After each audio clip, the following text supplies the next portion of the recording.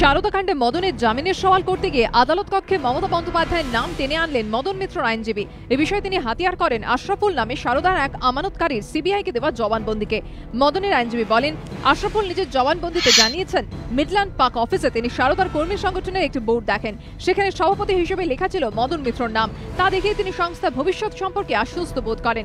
তিনি জানিয়েছেন সুদীপ্ত সেনও মাঝে মাঝে বলতেন মদন মিত্র শারদার পাশে রয়েছে, তাই কোনো সমস্যা হবে না। এরপরই মদন মিত্রর আইনজীবী বলেন, ওই আমানতকারী জানিয়েছেন তিনি সংবাদ মাধ্যমে মমতা বন্দ্যোপাধ্যায়কে শারদার পত্রিকা কলমের উদ্বোধন করতে দেখেন।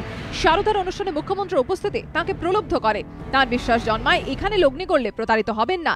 তাঁর এলাকার সাংসদ আবু হাসেম খান চৌধুরীও শারদার কাজ সম্পর্কে প্রশংসনীয় মন্তব্য করেন। এরপর মদন মিত্রর আইনজীবী বলেন, আমানতকারীদের জবানবন্দিকে হাতিয়ার করে সিবিআই দাবি করছে এভাবেই শারদার সঙ্গে মদন মিত্রের উপস্থিতি লক্ষ লক্ষ আমানতকারীকে আশ্বস্ত করেছে ও উদ্বুদ্ধ করেছে। তাই তিনি ষড়যন্ত্রের শরিক। যদি তাই হয় তাহলে আমানতকারীর জবানবন্দিতে যে রাজনৈতিক নেতাদের নাম রয়েছে তাদের মধ্যে শুধু মদনকে কেন জেলবন্দি করে রাখা হয়েছে? তাহলে কি তাকে বলির পাশা করা হচ্ছে? পাশাপাশি সিবিআই প্রভাবের যুক্তি খণ্ডন করে মদনের জামিনের আর্জি জানান তার আইনজীবী। তারা মামলা করেছে 2013-তেই, সেখানে আমার ক্লায়েন্টের নাম কোথাও নেই। তাহলে কোনো ওনার ইনফ্লুয়েন্সে যেটা বলছে যে পাবলিক মিটিংয়ে বলেছে শারদার সাথে আমি আছি, সেটা তো নেই। পাল্টা সওয়াল করতে গিয়ে সিবিআই আইনজীবী বলেন, মদন মিত্র লিখিত জামিনের যে আবেদন করেছেন তার প্রথম লাইনে লেখা তিনি এখনো রাজ্যের এক মন্ত্রী। এরপর কিছুটা কটাক্ষের সুরে সিবিআই আইনজীবী বলেন, মদন মিত্র জেল হেফাজতের প্রায় পুরো সময়টাই এসএসকেএমে রয়েছেন।